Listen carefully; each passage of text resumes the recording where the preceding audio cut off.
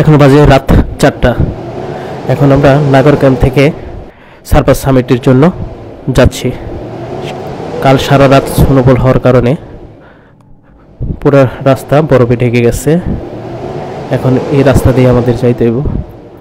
আর এখন নাগর ক্যাম্প থেকে সার্পাস যে রুটটা, এটা প্রায় 90 ডিগ্রি অ্যাঙ্গেলে। এই রাস্তা দিয়েই আমাদের যাইতে হইব।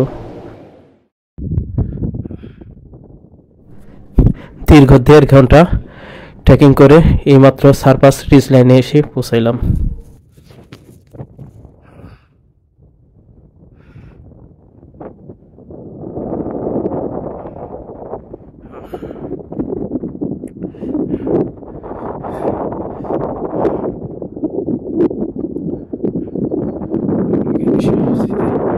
সবার আগে উঠছে, আমি সবার লাস্টে ছিলাম।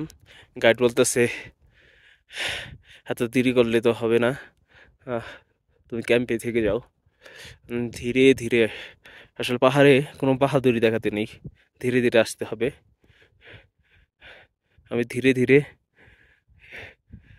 আর পাহাড় আইসের উপর দিয়ে ট্রেকিং করা খুবই কষ্ট। আর যদি 90 ডিগ্রি অ্যাঙ্গেলে হয় তাহলে তো কথাই নেই। আমার লাইফে সবচেয়ে কঠিনতম ট্রেক ছিল এটা, ক্লাইম্বিং করা। যদি অ্যাঙ্গেলটা দেখাতে পারছি না, এই অ্যাঙ্গেলটা নিচে থেকে অ্যাঙ্গেল নেমে গেছে সোজা। আমাদের টিমে এই একজন উঠছে করতেছে, আর বাকিগুলা গাইড সহ নিচে রয়ে গেছে। সুবহানাল্লাহ, এত সুন্দর আল্লাহ সৃষ্টি।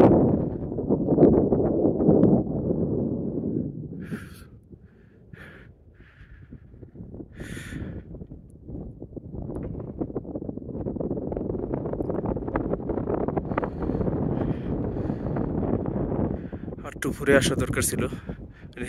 সবাই রাত 2টায় ট্রেকিং শুরু করে। 2টায় ট্রেকিং শুরু করলে এই সার্পাসে উঠতে আপনার সূর্যোদয় দেখা যায়। এখন তো সূর্য উঠে গেছে অনেক আগেই। এখানে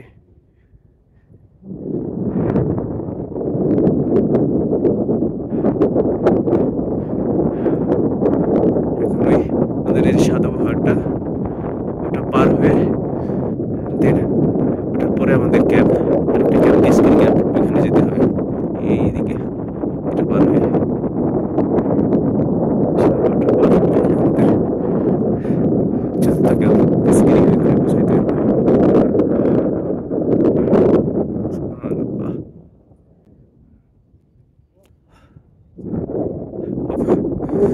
অবশ্যই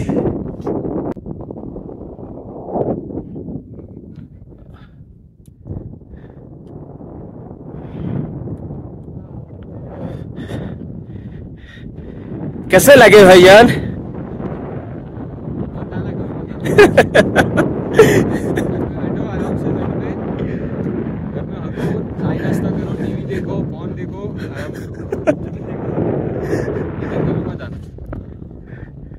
खतरनाक रास्ता है।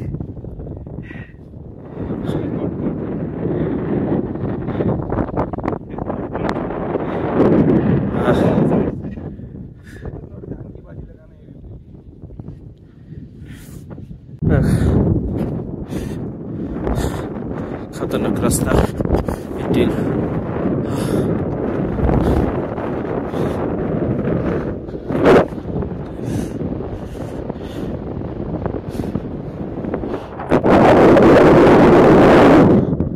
Jetzt ja noch zu Bagage.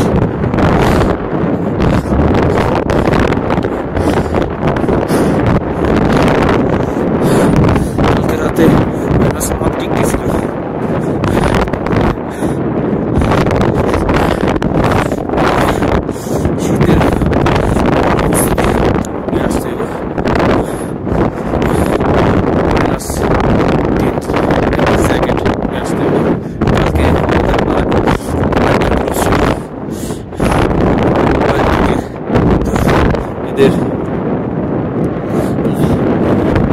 একটা মেম্বারের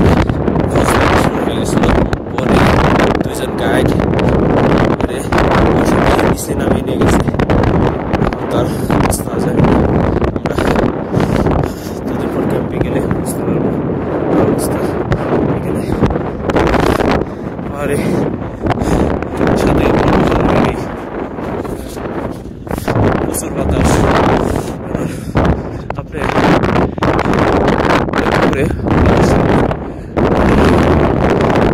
ঠান্ডা আপনি হাত বের করে রাখতে পারবেন না। আমার গ্লাভসের উপর দিয়ে চলে গেছে। মোবাইল ঠান্ডা হয়ে যাচ্ছে।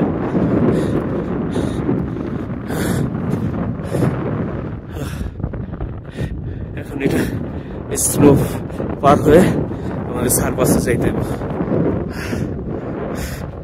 আল্লাহ, এবারের মতো নিয়ে যাও, আর আসবো না এই রাস্তা। কঠিন কঠিন রাস্তা পার করে আসছি, যদিও আমি আমার লাইফে ক্লাইম্বিং করি নাই। তার মধ্যে বরফের উপর দিয়ে ক্লাইম্বিং করা 90 ডিগ্রি অ্যাঙ্গেলের বরফের উপরে আপনি যত ভালো গ্রিপের এই শু নেন, আপনি গ্রিপ থাকবে না। অবস্থা খুবই খারাপ।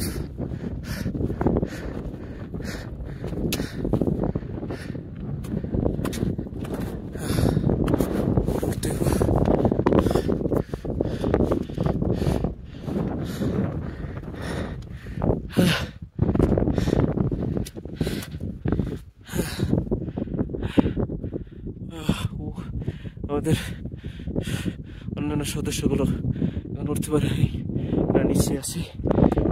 আমি আস্তে আস্তে ট্রেকিং করতেছি, কোনো তাড়াহুড়ো নেই, কোনো রেস্ট ও বেশি নেওয়া যাবে না। শরীর গরম থাকতে থাকতেই ট্রেকিং করতে হবে। আপনি রেস্ট যত বেশি নেবেন শরীর ঠান্ডা হয়ে যাবে। 10 কদম দিয়ে 2-3 কদমের জন্য ধীরে ধীরে আপনি গন্তব্যে পৌঁছে যাবেন।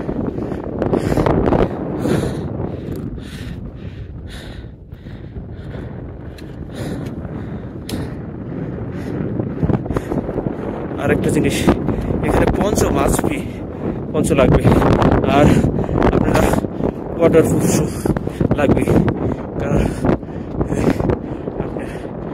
বরফের উপর দিয়ে ট্রেকিং করতে হবে। ওয়াটারপ্রুফ শু লাগবে। আর গিটার্স, আমরা যে হিমট্যাগের মাধ্যমে আসছি, গিটার্স তারাই দেবে, এই জন্য আলাদা করে গিটার্স কিনতে হবে না আমাদের।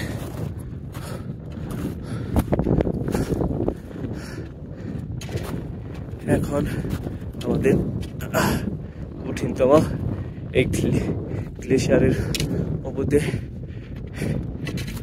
ট্রেকিং করতে হবে।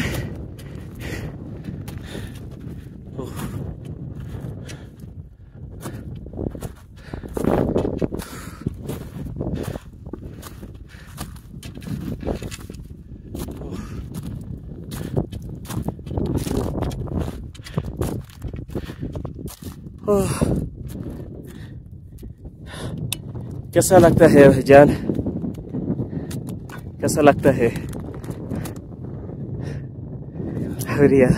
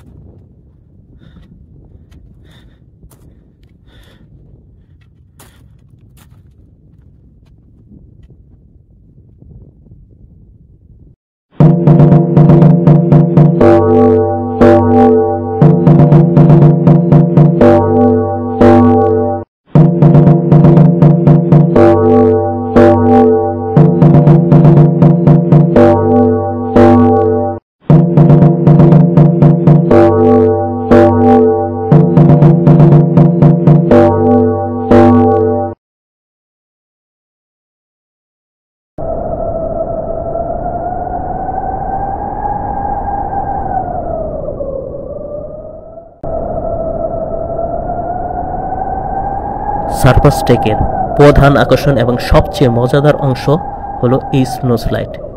এই স্নো স্লাইডটি বিশ্বের দ্বিতীয়তম দীর্ঘ স্নো স্লাইড।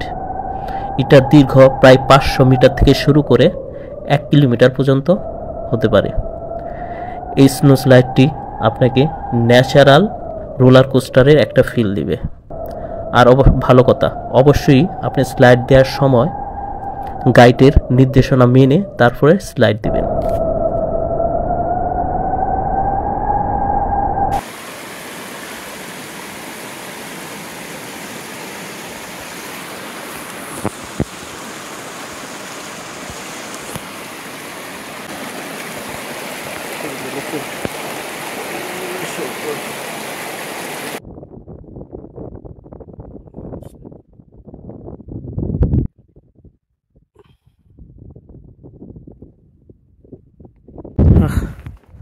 রাস্তা ধরে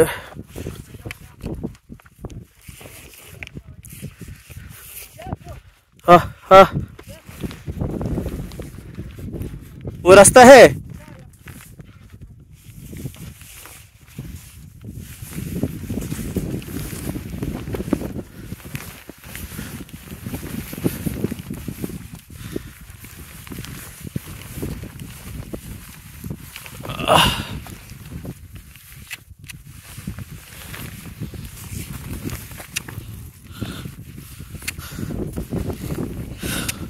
বরফ সাথে কাদা দুইটা মিলে একাকার।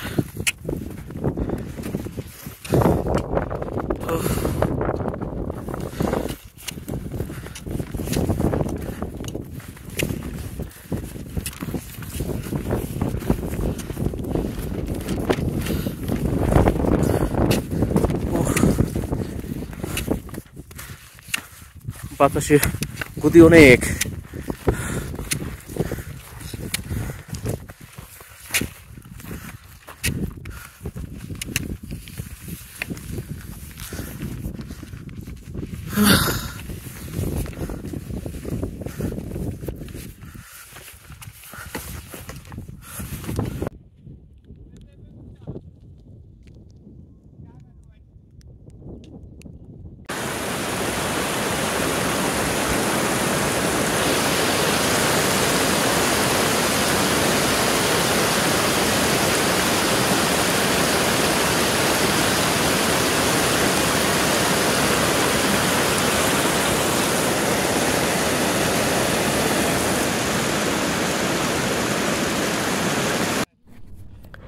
এইটাকে কি কি গিয়ার নেওয়া জরুরি সেটা বলছি। ভালো grip, ankle supported waterproof trekking shoe নেবেন। গরম জামা কাপড় যেমন থার্মাল জ্যাকেট, গ্লাভস এবং উলের টুপি নেবেন। যেহেতু বৃষ্টি এবং স্নোফল হয়, এই জন্য রেইনকোট, পঞ্চ বা উইন্ড স্পেকার নেবেন। রাতের ট্রেকিংয়ের জন্য হেডলাইট এবং টর্চ লাইট নেবেন। সূর্যের থেকে বাঁচার জন্য সানগ্লাস, সানস্ক্রিন নেবেন। একটা ট্রেকিং পোল নেবেন। তারপর আপনি 2 লিটার একটা পানির বোতল নেবেন। প্রাথমিক চিকিৎসার জন্য ফার্স্ট এড কিটগুলো নেবেন। এইগুলা নিলেই হবে। স্কিল ক্যাম্পের দিকে যাচ্ছি, আজকে ওখানে থাকবো।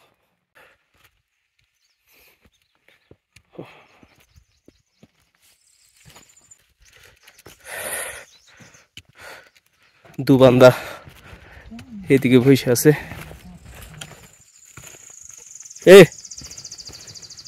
এই যে হ্যাঁ, এই যে टिक चिन्ह नहीं नहीं नहीं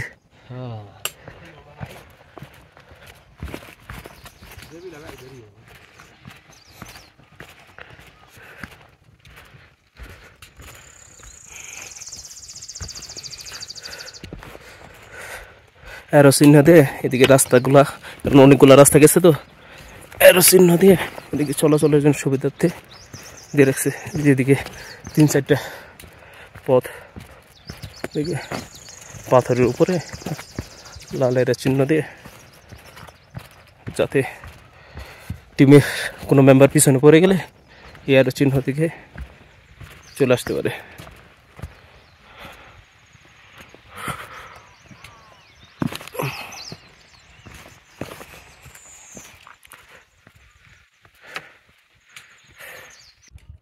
ক্যাম্প সাইটে চলে আসছি, বিস্কির ক্যাম্প সাইট। এই তো নিচে, ওই যে নিচে সমতল ভূমিটা দেখা যাচ্ছে,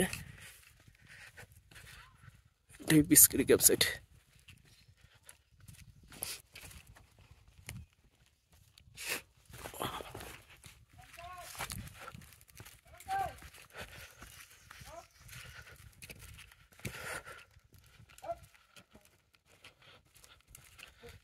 গালি মাত দাও।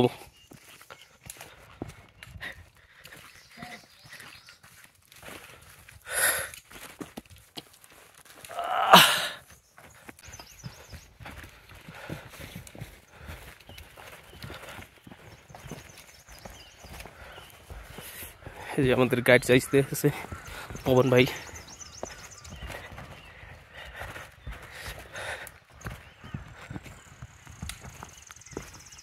पवन भाई कासुल नहीं जाया आज, आज नहीं जाया कासुल।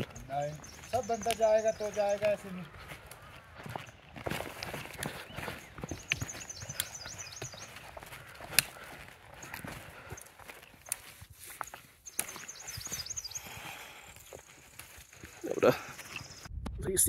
तो हमारे कैंप देखा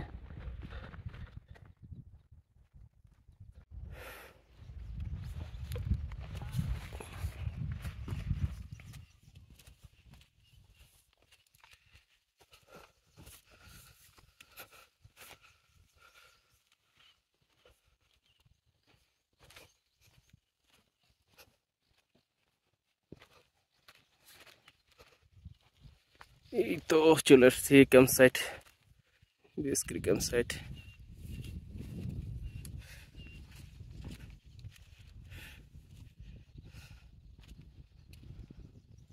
অবশেষে এসে পৌঁছলাম